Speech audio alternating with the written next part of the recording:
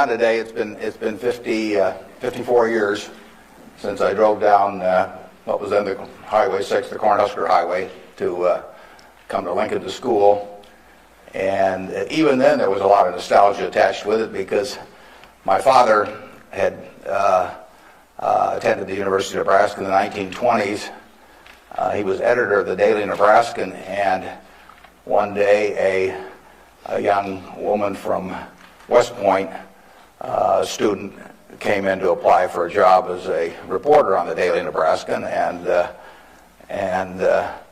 my father not only hired her as a reporter, but he married her shortly thereafter. So both my parents attended here. My grandfather, on my mother's side, was here in the 1890s, and so a lot of good things have happened to me because of the University of Nebraska. I received a terrific education here. I was telling the dean the most valuable thing I learned here, but I learned a lot, but the most valuable was accounting, and we had a wonderful professor named Ray Dean. There may even be something named for him down here, isn't there? Yeah, he was, I'd been to the Wharton School. I went to Columbia Graduate School subsequently, and I took a lot of accounting courses, but by far the best instruction I received in accounting came from Ray Dean, and there's nothing more important. People ask me what they should take in business school, or even if they don't go to business school, what they need to know before getting in business, and I tell them, you have to understand accounting. It's the language. I mean, it's like being in a foreign country without knowing the language if you're in business and you don't understand accounting. So you want to get as comfortable with that as you are with the English language. It's made me a lot of money because I listened to what Ray Dean had to say 53 or 4 years ago, and have been able to understand what I was seeing on pieces of paper, what that told me about businesses, and the limitations of what it told me about businesses. But that's the way we invest. Yesterday I was in Knoxville, Tennessee, and we bought a company. We agreed to buy a company called Clayton Homes about a week ago. It's a big company in the manufactured home business. We agreed to pay $1.7 billion for it. I made that deal over the phone without ever meeting the people there, but I had seen enough through reading 10Ks, 10Qs, annual reports, but looking at figures, what they tell me in terms of the kind of people even running the place, the kind of accounting decisions they make and so on. I was able to make that $1.7 billion transactions over the phone. Yesterday was the first time I met the people, and their board of directors had actually approved the deal a week earlier. So it's, I couldn't have done that if I hadn't have, had a great time at Ray Dean's class 53 years ago. So if I'm going to tout one thing, aside from this particular leadership class, of course, if I'm going to tout one thing, I would tell you that get comfortable with it. It may not happen the first week or the first month in the class, but get very comfortable with accounting. So that I run into CEOs periodically who really don't understand it. They try to bluff their way through, and you can see in their faces, they're frightened almost when somebody hands them a balance sheet or an income statement. They really don't know what it means, and they have to count on somebody else. And that's something you shouldn't count on. We make all our acquisition decisions ourselves. We don't call in consultants or anybody. We don't call in investment bankers, much to their disgust. No investment banking fees in the Clayton Homes deal because it's my responsibility running Berkshire to understand enough about our acquisition decisions to make them based on the numbers that I see and what I see there. This course, however, is about leadership, and I'd like to talk just for a minute about that. And then I'd like to really talk about whatever's on your mind, and we'll get questions. But leadership obviously it's a very simple thing in concept. My job as the leader of Berkshire Hathaway is to have visions and goals for the company overall, with a long time horizon attached to them, and then to get those goals accomplished through other people. That's what it's all about. I can't do it myself, so I have to know where I want us to get to.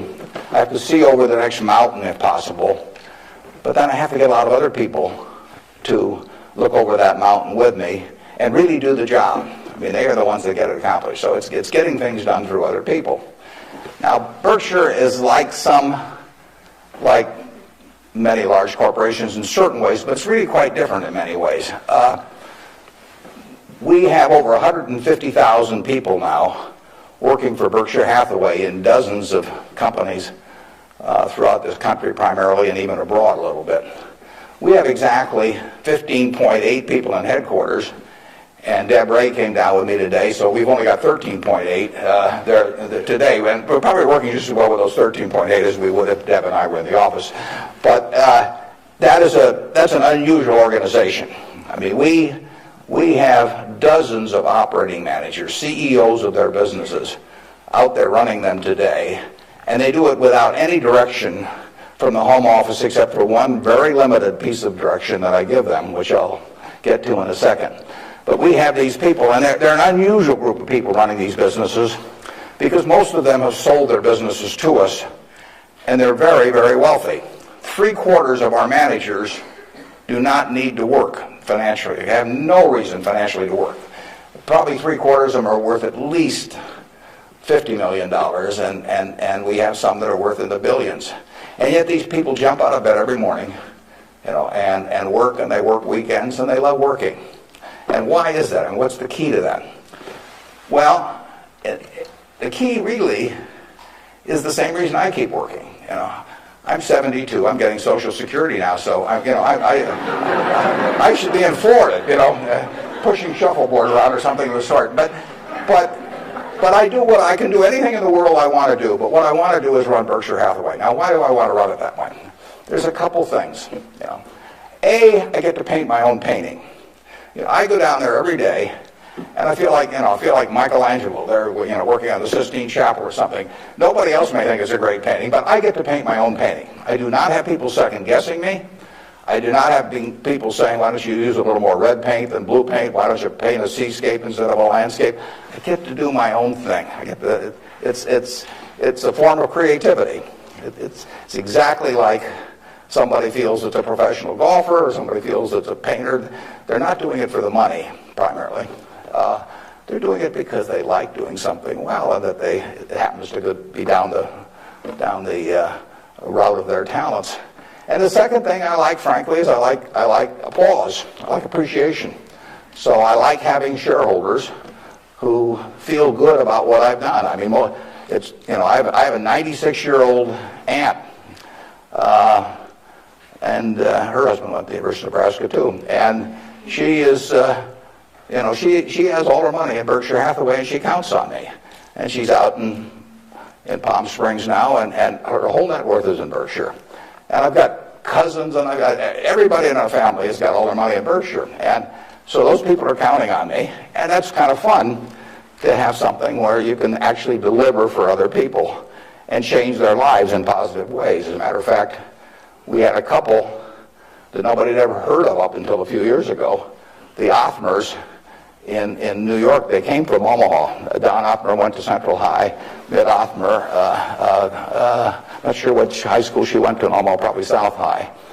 They left $750 million when they died. Nobody had ever heard of them. And I think a substantial portion, went right here to the University of Nebraska. It was probably a total surprise to the university. When they got, I don't know, you probably got 150 million or so. Yeah. Thank you. Yeah. Well, you should thank the Albers, but nevertheless, you see the money, you see good things happening out of it. So it's fun. I mean, it's, it beats playing golf every day or something of the sort. So I say, if that's what turns me on, what's going to turn on these managers that are out there running things like Clayton Homes, or we've got a company, Flight Safety, that trains more pilots than anybody in the world. Flight Safety is run by an 85-year-old man, Al Yulshi. Al started the company with $10,000 in 1951. It now trains 4 or 5 times as many pilots, as non-military pilots, as anybody in the world. And he is there at 85, and It's a matter of public record. He's got $1 billion worth of Berkshire shares. He works 7 days a week. He loves it. And he loves it for the same reason that I love what I do. He gets to do it his way. He buys these big simulators that you train pilots in. He doesn't have to check with me as to whether to spend $15 million for a simulator. He doesn't ask me. He knows so much more about it than I do. Why in the world would he ask me? Well, I can't tell what kind of a plane I'm in, when I'm flying around. And Al is spending a couple $100 million a year on simulators, spending Berkshire Hathaway money, and he never checks with Omaha. He's never had to come to Omaha for any kind of meetings. He runs his own business, and that's what he loves in life. And I let him do it. I mean, that's my contribution to it, is really turning loose his energies. And, they were properly directed before we bought the company 7 or 8 years ago. Why should I think that, he couldn't keep running it after that? And like I say, at 85, he's still running it. The second thing that our managers like, in addition to this painting their own painting, is they too love applause. I mean, I try to be, I report in my annual report accurately what they have accomplished, but they accomplished a lot. You heard Susan Jock, I think, some weeks ago here. Susan came to Borsheim's, and she was making $4 an hour. $4 an hour. And at age, before she was 40, she became CEO of the second largest independent jewelry operation in the United States, from $4 an hour. But it's talent, and Susan knows more about, I don't know anything about jewelry, you could hand me a phony diamond or a real diamond, I couldn't tell the difference. But if I started telling Susan what to order in the way of jewelry, or if I started telling her what kind of terms to extend to customers or who to hire or anything like that, she doesn't need that in life. She really owns Borsheim's. We have the stock certificate, we get the profits. We get accustomed to. But it's her baby. It's her baby. She decides, everything about that place. And so it's her creation. And that feeling of ownership is really extraordinary, and it's so much better. I mean, it's the way I like to work, and it's the way, Susan Jock likes to work. It's the way Al Yoshi likes to work. And Susan, like anybody else in this world, loves being appreciated. I mean, there'd be something wrong with her if she didn't. And the truth is, nobody appreciates her more than I do. I mean, she is a talent. And we are lucky to have her, and we're lucky to have all of these other managers. So leadership at Berkshire really consists of taking a bunch of people who, in a baseball analogy, would be 400 hitters, and just handing them the bat and just telling them to get up the plate and take a big swing. There's very little to it beyond that. One thing I do is I send them a letter. We don't have meetings in Omaha. Some of our managers, there aren't any meetings, and there's no catechism or anything else.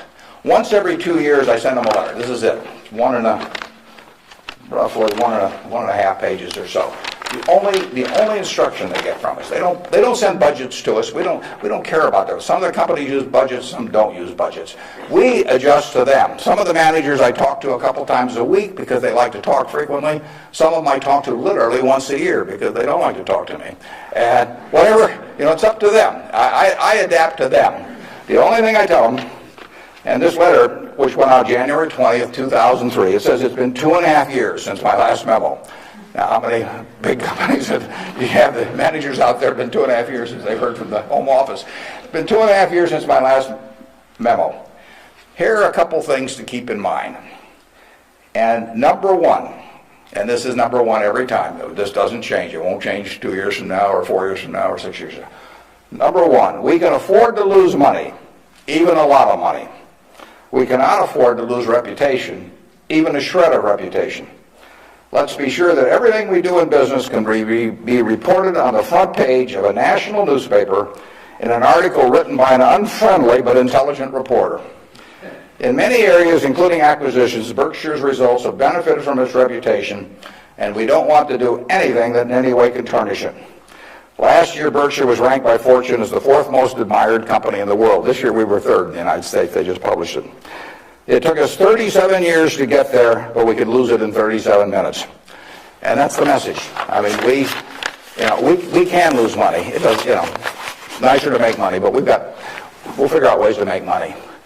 but we can't lose a shred of reputation, because you don't get it back. And you can. I said 37 minutes, but you can lose it a lot faster than that. You can lose it in 5 minutes. And in fact, I was talking to Bruce coming in, and he did some work around Salomon Brothers, and I went back there 11 years ago because this firm, which had the second largest balance sheet in the United States at that time. It was a preeminent firm on Wall Street. John Goodfriend, who ran it, had his picture on the front of Business Week as the king of Wall Street.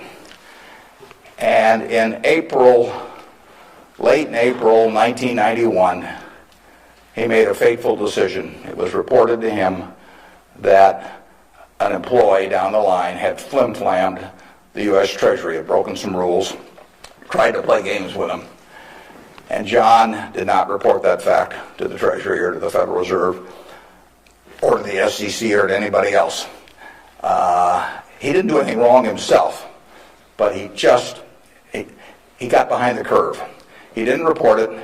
The president of the company, Tommy Strauss, didn't report it. If you saw that Katie Couric show on Sunday night on the Central Park Jogger, Tom Strauss was on there, but Tom Strauss ended up losing he was president of Salomon Brothers. John was chairman, John Goodfriend.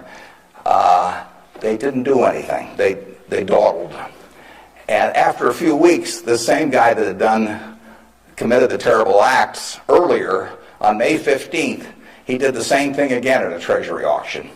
And now they were in this terrible pickle because they had known about this on about April 28th, that this guy was a bad actor.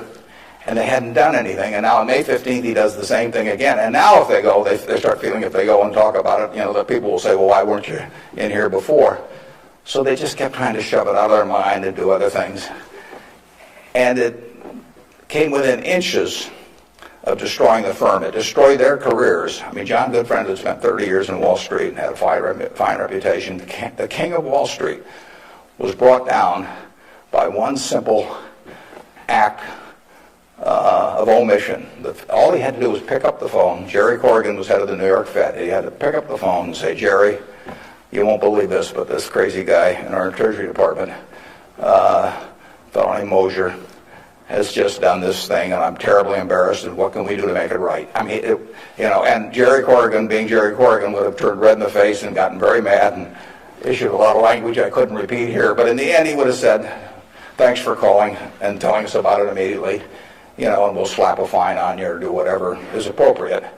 And the next day, the firm would have gone on fine. But John Goodfriend, actually, a perfectly okay guy, but he didn't act when it counted. And Tommy Strauss, who was number two, the same way. And later on, they were fined and in a certain way kicked out of the securities industry. And Salomon barely survived. 8,000 employees around the world had their future in real jeopardy because of that single act. So just apply the newspaper test. That's what I tell our managers. I could have a 1,000-page book of ethics. I could have all kinds of rules and hundreds of but in the end, just all you got to do is think about, do you really want what you're doing put on the front page of the paper tomorrow?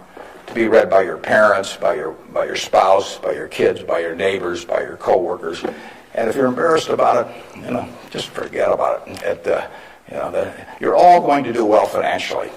The nice thing about it is, you live in America in the year 2003. You don't live in Bangladesh.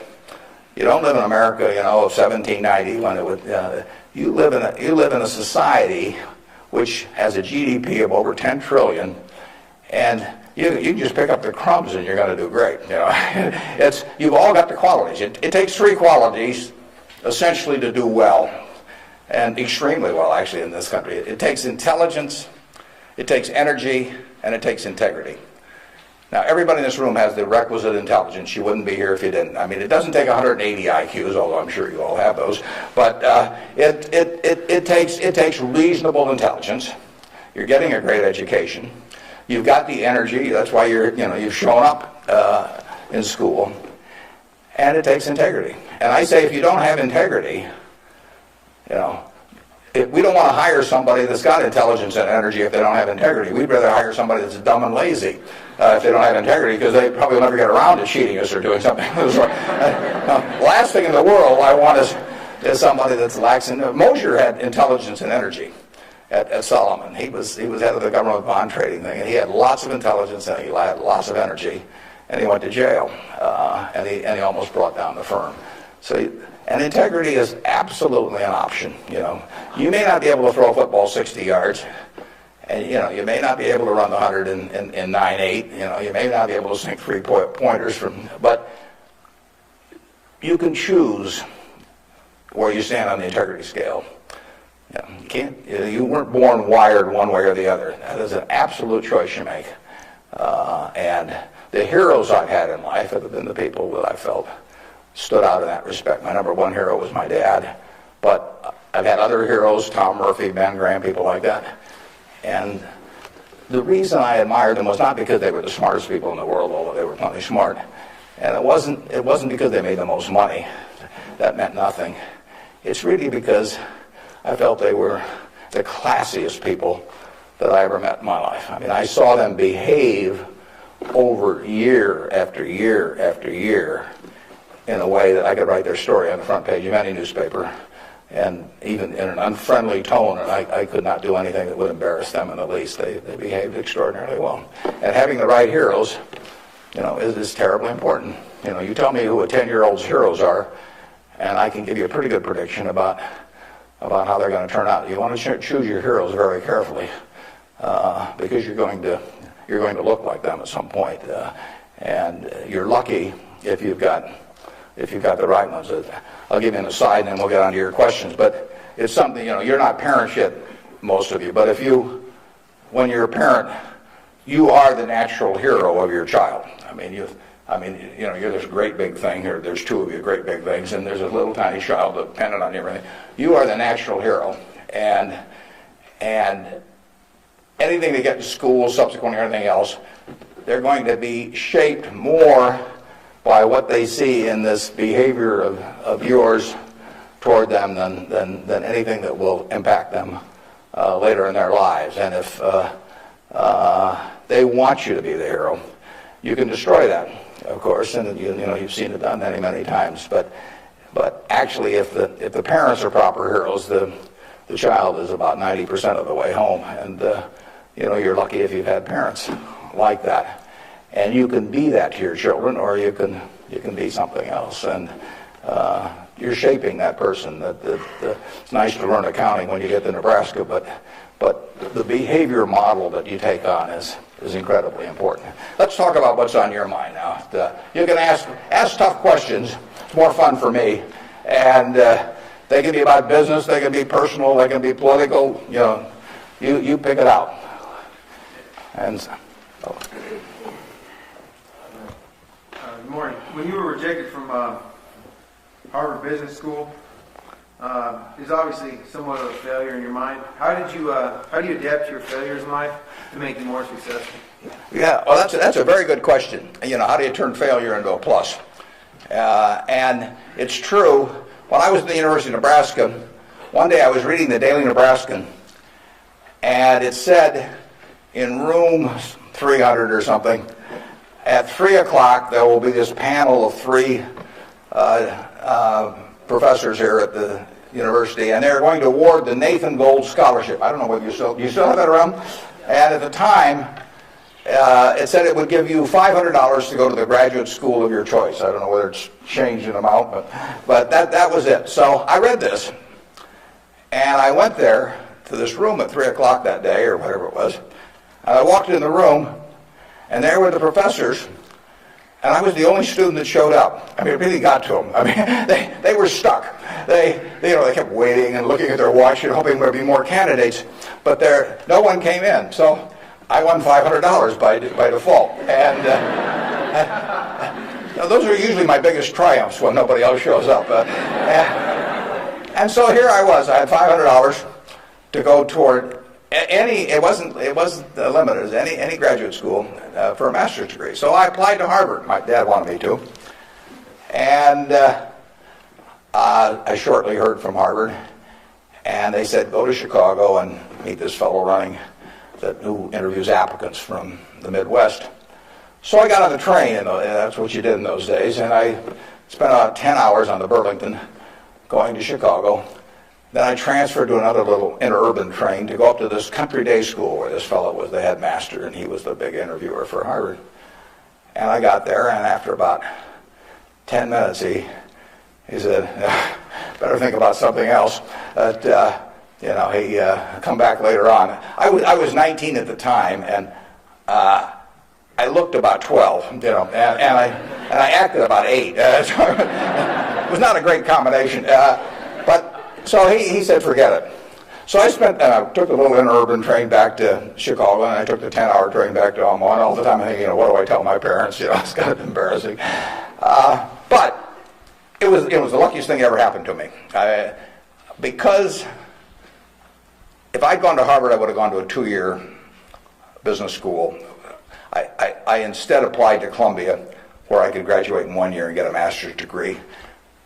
Luckily, that by the accident of it and being in the Nebraska National Guard, which did not get called up for the Korean War, I missed going in the Korean War.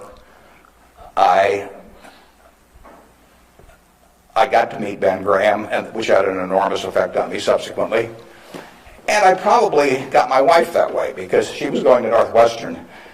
And I was able to put on sort of a full court press because I got out in 1 year. And otherwise, she'd have met some other guy. I mean, I got her before the competition showed up. And so it worked out wonderfully. It couldn't have worked out better. And that's been my life, basically. I mean, things, you will get some disappointments, but the future is what counts. It'd be fun if I knew every decision I was going to make was going to be perfect. It would not be as much fun. It'd be like playing golf and knowing you're going to hit a hole-in-one on every hole. You wouldn't play golf if every time you got on a tee, you just took a swing and the ball ended up in the hole. It'd be fun for a few days. You get on TV, but the game would not be any fun. So it's failure, and I wouldn't even consider them failures, but they're mistakes or whatever you want to call them. They're part of the game, and in the end, you go on, and we've made plenty of mistakes in business. We'll make plenty more, and the Babe Ruth, and for a long time, it subsequently got eclipsed by a few fellows, but he held the record for strikeouts. So held the record for home runs and was the highest paid baseball player until the modern era came along. So it's part of the game. If you take big swings, you're going to miss sometimes. But the Harvard thing, you'll get a kick out of this. They invited me back to the 25th anniversary of this class to talk to them, and I went back. It was kind of embarrassing because this was the 25th reunion, and the class was talking about the next 25 years to these alumni that were back after 25 years.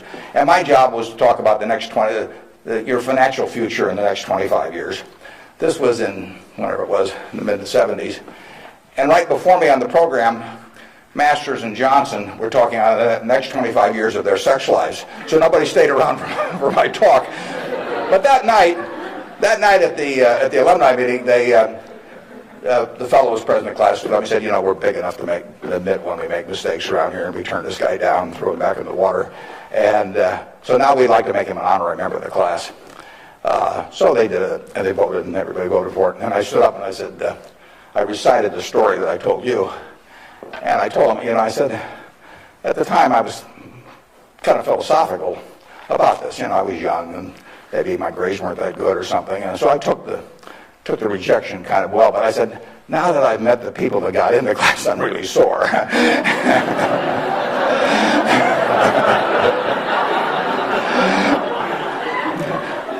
Okay, who's next? Yeah. You can ask it, I'll repeat it. Okay. Yeah. I guess my question to you is, after you're dead, how do you want to be remembered? And how do you go about in your daily life ensuring that you're going to be remembered in that way? Yeah, well, really I only want the minister to say one thing at my funeral. If he gets up there, and they play a few little hymns and everything, Maybe they'll play there is no place like Nebraska. That'd be great. I just want him to stay up there and say, my God, he was old. You know. I'll settle for that.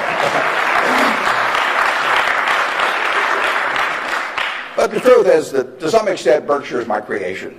So I would like people, to the extent that people regard that well, that's what counts. I mean, that's my painting. And I hope that people look at, I've been running now for almost 38 years, just about 38 years exactly, and it means I only got another 30 or 40 to go. And I hope that we have done some things differently than other corporations. We've operated on a different model.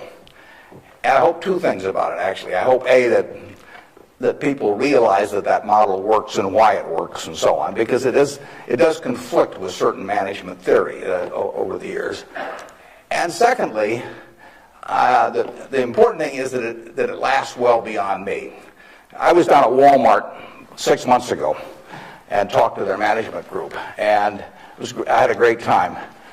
What is really astounding, I voted for Walmart as the most admired company in the country last year. That's where my vote went.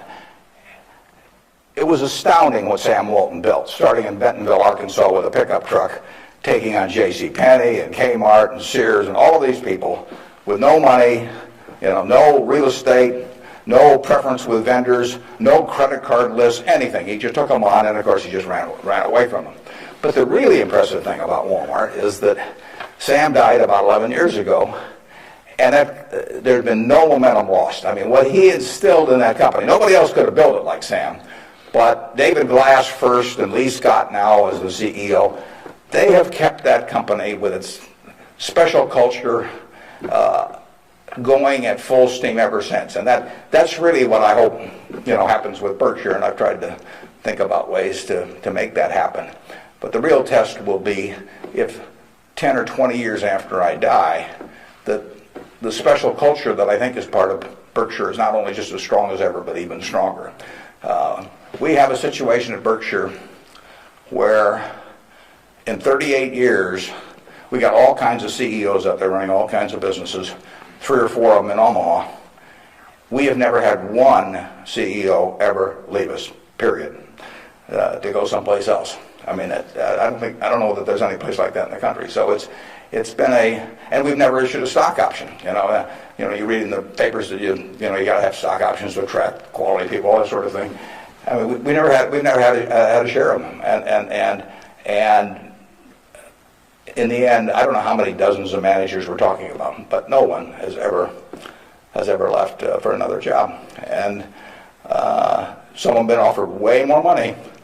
In fact, Ajit Jain, who runs our reinsurance operation, probably could have increased his income 10 times, tenfold. Now, he's already making many millions, but tenfold. But he doesn't want to leave.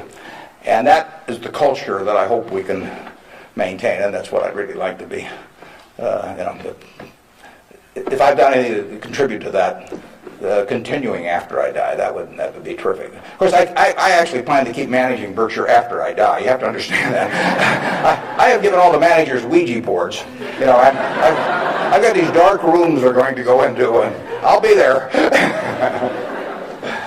Mrs. B at the Nebraska Furniture Park worked till 103 at Berkshire, and she's sort of our examples. And then she took off from work, and she died the next year. So it's very dangerous to quit as early as that. Yeah.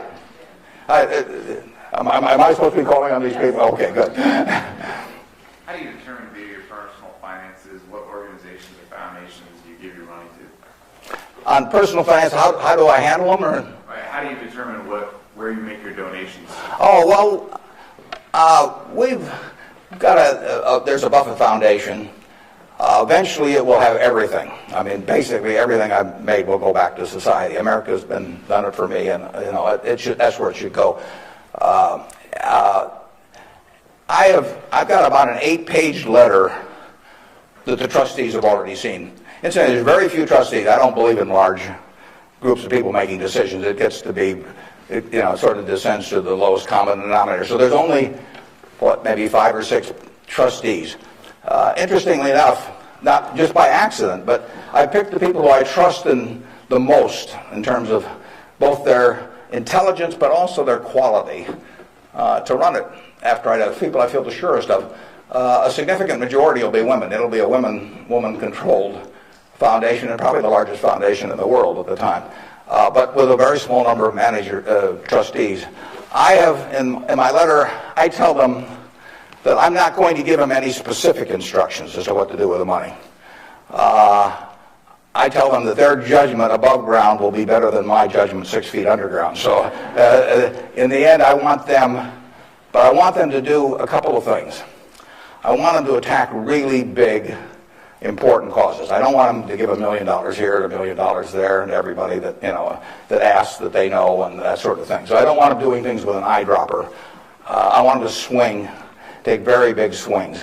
And then I want them to measure what they're doing by the importance of what they're doing as contrasted to the natural funding constituency for that. Now, taking the health field, I mean, you got the National Institute of Health spending billions and billions of dollars. You got all kinds of money going into medical research. It'd be crazy, in my view, for the Buffett Foundation to be engaged in medical research. It's not that the subjects isn't important, but there's already a huge funding constituency. It would be crazy for the money to go to Harvard or something of the sort. It isn't a fine educational institution, but you've got all of these people that give money to Harvard, and they've got a rich alumni base and all of that sort of thing. So I want the combination of a terribly important program and the lack of a natural funding constituency. Well, where do you find that? You find that with unpopular causes to quite a degree. Rockefeller felt somewhat the same way. It's interesting. He was the first major patron of any sort of black colleges in the United States. Now, if you think about it, black colleges had no funding constituency. I mean, their alumni didn't have any money, basically. I mean, if you go back 75 or 100 years. So there wasn't any money coming in. People didn't, they didn't build great businesses and then leave tens or hundreds of millions of dollars to the institution. And it was self-perpetuating. And so Rockefeller stepped in and he took a group of black colleges and funded them in a very, very big way. And I admire that kind of a decision enormously. Otherwise, nothing would have happened. And that's what I hope the trustees of the Buffett Foundation do. I was with Bill Gates last week, and I consider his foundation, he and Melinda together, because they're equal partners in it, I consider their foundation to be the most logical big foundation in the world. They're giving away about $1 billion a year. Now, Bill said and Melinda said to themselves, how do we save the most lives per dollar spent in the world? And they decided that in certain major medical areas, that what was being done abroad in many countries was zilch in terms of these things that were easily preventable by vaccines or various other things. And they decided they could save huge numbers of lives per $1 billion spent. But they'd be spending it, in places like India and Africa where they would get no credit in the United States. I mean, no buildings with their name, no nothing. But that was their metric. And that's Bill's sole metric. I mean, he doesn't want to talk about, you can go to him with some proposition to stick his name on something, for $50 million. It doesn't interest him at all. It's a totally rational one, and he pours himself into it. He has educated himself on medicine, and particularly medicine outside the United States, in a way that I've never seen anybody. And I've got good news for you. This you should write down. On May 2nd, on public broadcasting, there will be a program where Bill Moyers is interviewing him, and Bill explains his philanthropic thinking. And I went there. It was taped at Columbia University, and in fact, you may even see me in the audience sitting next to Melinda. But it's going to be a great program.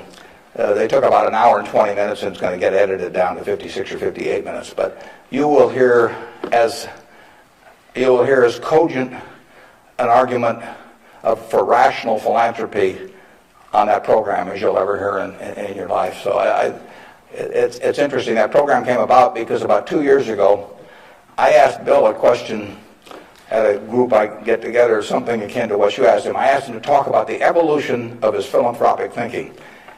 And there were a group of about 60 of us there, and he talked to us, and I mean, it was a fabulous talk. And I said, you got to get that out in the public domain somehow. So this thing with Bill Moyers does that. If I die tonight, all my Berkshire shares, which are 99% of my net worth, plus go to my wife. She dies first, hers go to me, and then it all goes to the Buffett Foundation. And it will then be active on a very big scale. And those are the guidelines. And who knows what those problems will be. I mean, it might well have been civil rights in the early 60s. I mean, the civil rights organizations, were not being funded by anybody. And I mean, money wasn't the big problem, but it was a problem in the civil rights arena. And there was no natural funding constituency for that. It was a very important issue, but it was an unpopular issue in many respects. And it seems to me that's where the money should go, particularly if you have it on a big scale where you can really do something. Depends when I die, but 10 or 15 years from now, the foundation could really, it could have a lot of money. And so they could do some things that nobody else could attempt. And it won't be what people want them to do. That's the nature of it. If it was what people wanted to do, it would already be being done. The interesting thing, the contrast between business and philanthropy is interesting. In business, I swing at easy pitches. I stand there at the plate, and if I like pitches 1 inch above my navel, right in the center of the plate, I can wait and wait and wait because there's no called strikes. As long as that bat's on my shoulder, nobody's calling a strike. If the pitcher throws me General Motors at 36, IBM at 82, Microsoft at 25, and I don't swing, it's not a strike. It's not a hit either, but it's not a strike. Only when I swing is it a strike. So I wait for easy pitches. I wait for things I understand are exactly in my sweet spot. Philanthropy is just the opposite. You're looking at the toughest problems the world faces, and they're intractable to some extent. These are tough problems. And they have resisted the utilization of money over the years, and that's what makes them tough problems. The problems you can solve with money are the easy ones. It's the problems you can't solve with money. So they are very tough problems. One thing I've gotten involved in just a little bit recently is something that Sam Nunn is heading, the former senator, called the Nuclear Threat Initiative. And essentially, Sam Nunn, who is as well informed as anybody in the world on the subject and articulate and everything, is working on the problem of the nuclear materials and or nuclear talent that exists around the world that might become available to terrorists or to governments to impose on the rest of the society. And there are vast amounts of uranium and lesser amounts of plutonium, and there's a lot of unemployed Russian scientists and so on. So this is something that Ted Turner actually set up a couple of years ago and got Sam to handle. And because AOL Time Warner stock, which was being used to fund it from Ted, has gone down a lot in price, they've run short of money. So that's something I'm involved in. It doesn't, it's not something that has any popular appeal. You can't send out something and get hundreds of thousands of people to respond. But that's the kind of thing that I think the foundation should be doing. Yeah. With the government possibly considering eliminating double taxation on dividends, would you ever consider declaring a dividend on your stock? And what kind of decision-making process do you go through when you're looking at those businesses? Yeah, the question is, with the government considering eliminating the double taxation on dividends, would that change our attitude at Berkshire toward paying dividends, and what sort of decision-making framework do we have about whether we pay dividends or not? Berkshire, I took it over in 1965, and we paid 10 cents a share one year. It happened in the late 60s. I can't remember it. I blocked it out of my mind. I must have been in the men's room or something, because that was the only dividend we paid. The determination is very simple on dividends, is can we retain $1 or $1 billion or whatever the amount is of earnings and have that dollar become worth more than $1 in immediate present value. Now, even though it may not get used for a few years or something of the sort. In other words, is that dollar worth more than $1 if kept in the business? Forgetting about taxes entirely. Let's assume a total tax-free society in terms of dividends. And the answer to that so far has been yes. We have kept the dollars that we've earned and we have created more than $1 of market value for every dollar we've retained. And as long as we can do that, it's silly to pay out $1, even if it's not taxed, and put it in my pocket, where it's still only worth $1 if I can create more than $1 worth of value in the stock. So we have done that now for a lot of years. Doesn't mean we can do it forever, but we've done it for a lot of years, and that is the test. And you will find in the back of the Berkshire Hathaway annual report, which we'll be glad to send to any of you. It's on the internet also. But you'll find in the back of the Berkshire report something that isn't in any other report that I know of. It's something called the Economic Principles of Berkshire Hathaway. That's been in the report every year now for at least 20 years. And those principles don't change. That's why they're principles, and it's why I'm willing to lay them out. I mean, if I act in conflict with those principles, I expect the owners to, to call me on it. But I look at the investors in Berkshire as my partner. Now, I'm the managing partner. They can't, because I own so much stock, they can't do much about me. So they ought to know what the game is if they join us. And that doesn't mean everybody wants to join us, but they ought to know what the rules are. Just as if you and I were starting a partnership and I was going to run it, you'd want to know, how we were going to conduct business and what my thoughts were and what my time horizon was. Would we ever sell? Would I make distributions? All that kind of thing. So those principles cover this point you raised. I don't forget what's the third or fourth one or something like that. But it's explained there, and I want people to I want our owners to understand it. I mean, I look at every owner when I write my annual letter to shareholders, which takes me an ungodly amount of time. I mean, it's miserable.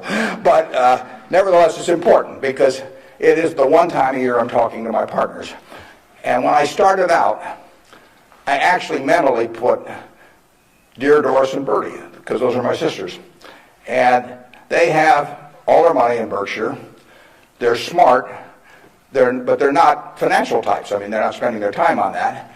And I essentially want to be talking to them as bright people who don't know a lot of financial jargon necessarily, but they're interested enough that they'll read a lot because they got all their money in it. So I don't have to worry about keeping it short or anything like that. If I'm talking about their money, I've probably got their interest, and I take that off at the very end, and then I take off Dear Doris and Bertie, and I put it to the shareholders of Berkshire. But I want to tell them exactly what they're in. I want it to be just as if our roles were reversed. That's always the test.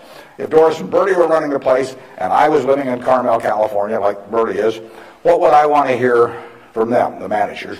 And one of the things I want to hear is just exactly the question that you asked. What is your attitude about distributing money from the company? Because I get to make that decision along with the board of directors, and they don't. And some managements withhold money that really belongs to their owners because they like building a kingdom. Some of them, do it out of fear or anything like that. I think I'm doing it for a rational reason, and I want to explain that reason, but I tell them how to test me on that too, because I think I should be tested. And it's a very important relationship that really has deteriorated over the years, in my view, between management and owners. I mean, you've seen in the last 10 years a slippage, in my view, of the behavior of American CEOs. I mean, obviously, all kinds of exceptions, but it's very interesting because they're not crooks or anything, most of them. There's a few, and they've gotten a lot of publicity lately. But nevertheless, they have behaved as most humans do. They've sort of picked up the behavior of those around them. That's why it pays to hang out with people better than you are. I mean, if you hang out with people better than you are, you'll become better yourself. Everybody behaves better that's around my wife. I mean, even including me, starting from a low base. But she just has that effect on people, and other people pull you down. I mean, when I was in the National Guard and we would go to camp, in about an hour I was reading comic books. Pretty soon everybody's reading comic books. The language, every other word becomes some form of profanity. Everything. You just sink. Well, what happened to American CEOs in the 90s is that the behavior, the situational ethics, sort of caused behavioral norms to sink. I say it's a little like how Mae West described her career. She said, "I was Snow White, but I drifted." And American management drifted to quite a degree during that period. I think it's very important what that relationship is. People have given you their money at Berkshire Hathaway or any other company, and I'm a trustee for them in effect. And then the question is, they ought to, since I control the place, they ought to know the yardsticks. So if you do go to our website, go to the back of the report, and there's something that says economic principles, and we try to discuss everything that's important. And I tell them I'm going to put them in there every year so that they can, they can hold me accountable. Yeah. You talked quite a bit about flexibility in your many different companies and so forth. If you could elaborate a little bit on the personal qualities and professional qualities that you look in those executives that you place in those companies. Yeah, and the question is about the personal qualities we look for in the executives we place at our various companies. The first thing is we don't usually place them. I mean, they come with them. We don't have anybody to place. So I have the problem occasionally, if somebody dies, or to replace a CEO. But most of our CEOs came with the deal. Clayton Homes, which we're buying, comes with Kevin Clayton running it. We will put no one in there. He will run the place just as before. But in terms of the personal quality, when a seller comes to me with a business, whether it's Clayton or any of the others, Ike Friedman at Borsheim's, Mrs. B at Nebraska Furniture Mart, when they come to me, the first question I have to ask myself, because I'm counting on them to run the place, I have to decide, do they love the money or do they love the business? Now, there's nothing wrong with liking the money. I mean, they all like money, but they've got to love the business. They've got to have a passion for it. Because if I give them a whole bunch of money and they love the money and they don't love the business, no matter what they tell me, 6 months from now they'll be gone. I mean, they'll just all of a sudden say, why am I getting up at 7 in the morning just so I can send a lot of money to Omaha? I mean, it won't work. So they have to love the business. I mean, I want people with a passion for the business. I used to say that I had a one-line employment form, one-question employment form. The question was, are you a fanatic? If you answered yes, you got the job. Because I want somebody who's fanatic about their business. I mean, you want people that love teaching if you're in a classroom. If they don't have the passion for it, it doesn't work very well. So now, if they've got the passion, and our managers do, but not everybody would. The financial operators don't. We've never bought a business from an LBO operator or a financial operator because they don't give a damn. I mean, all they want to do is make sure your check clears, and they're gone. And it isn't going to work if we try to buy from them. So we buy from these people who love their businesses. And then really my job is just to make sure that I don't mess it up and create conditions that cause them to quit loving it for some reason, because they come in loving it. Only I can mess it up. And they care about being treated fairly on compensation, but they don't measure it against everybody else. They don't have a lawyer they're negotiating with me. I mean, I don't have a compensation arrangement with any of these managers that can't be put in one paragraph. And then I go to other companies where they have a lawyer come in and there's 80 pages, and it tells what's happened, how much they get paid at severance if they end up going to jail. I won't deal with somebody that thinks that way. And that's fine. There's a self-selection process in terms of who comes to us. There's this invisible filter out there that causes the Claytons of the world, the